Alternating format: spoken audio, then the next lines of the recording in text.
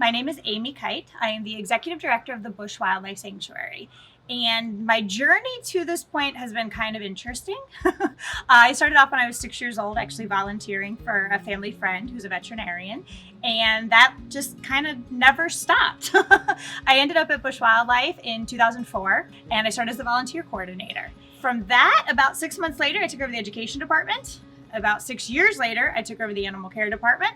And lucky number 6 years after that, I took over as executive director.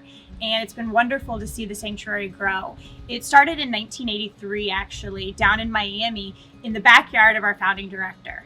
And he just started taking in little neighborhood animals that people had found that were in need. And that snowballed to the point where he was a full-blown wildlife sanctuary down in Miami until Hurricane Andrew hit in 1992.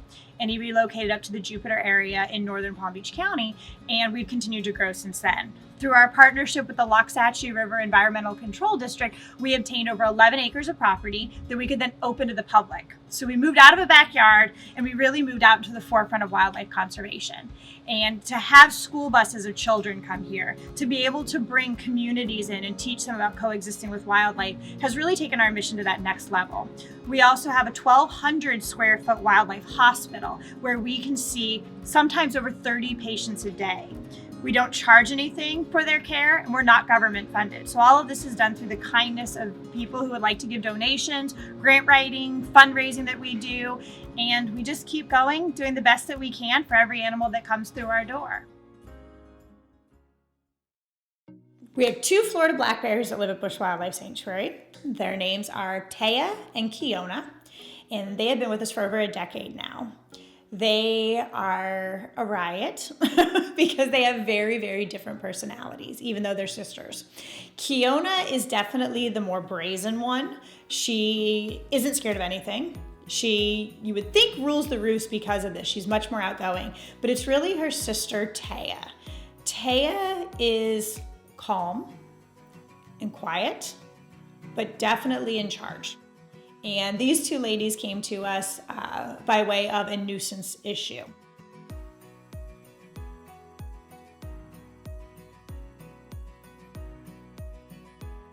So the first cat that we have at Busch Wildlife, who's our older female, is Micaiah. And Micaiah came into us with her brother a number of years ago. And they were being used at an Ohio shopping mall where you could pay to have your pictures taken with them. And eventually, over time, they obviously get too big to be handled, and they were being smuggled illegally into Florida. The other cat that we have is named Tamala, and he is a very large, true wild mountain lion. He came to the sanctuary by way of wildfire, but because of his limited vision issues and the fact that he had been around humans so much, they didn't feel safe releasing him to the wild, and they started looking for placement. And we offered him a place at the sanctuary since we had open space for him.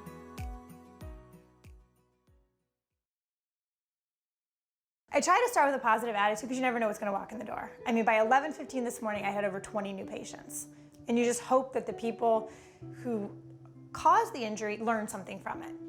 A kid, if you will, teenager, shot a squirrel in the head with a BB gun. We were able to x-ray it to show proof that it was a BB, able to remove the BB, obtain the BB, rehab the squirrel, and release the squirrel.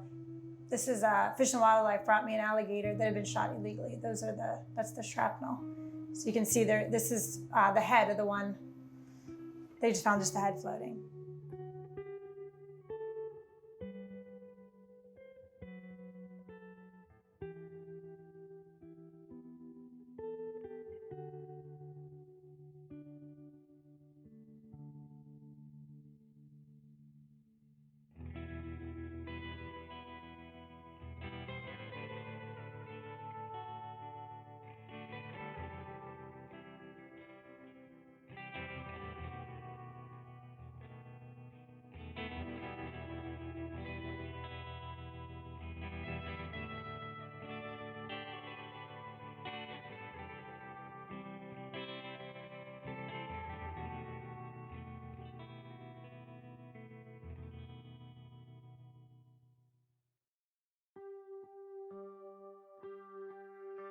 Our main goal is rescue, rehab, release.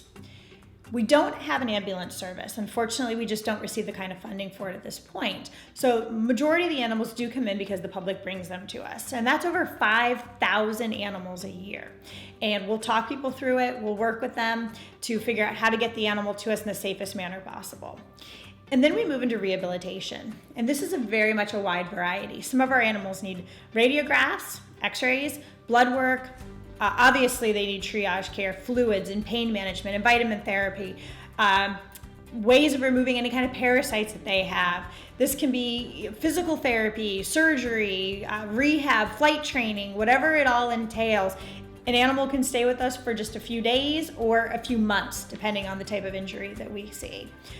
We want to get them back out in the wild again, and that is the ultimate gift that we can give them. Unfortunately, so many of our animals do suffer traumatic injuries that we only get about 35 to 40% back out in the wild again. The more we can educate, the more people know about not only the sanctuary, but about our environment and about the animals that we coexist with, the more that we can help save them in the long run. Yes, we do. I've got you a new place to live. Let's shoot her out this way. Yeah. All right.